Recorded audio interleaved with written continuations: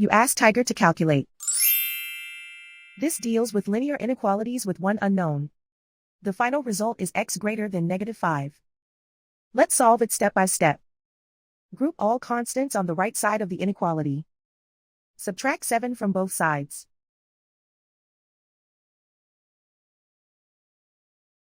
Simplify the arithmetic.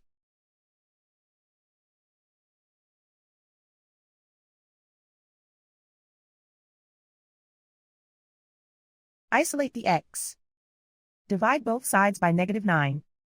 Whenever you multiply or divide by a negative, reverse the inequality sign.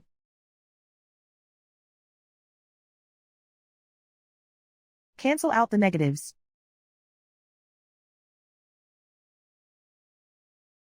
Simplify the fraction.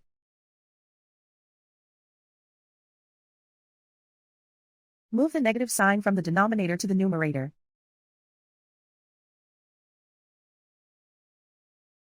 Find the greatest common factor of the numerator and denominator.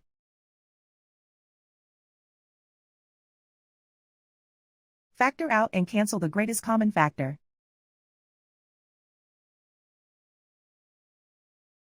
Plot the solution on a coordinate grid.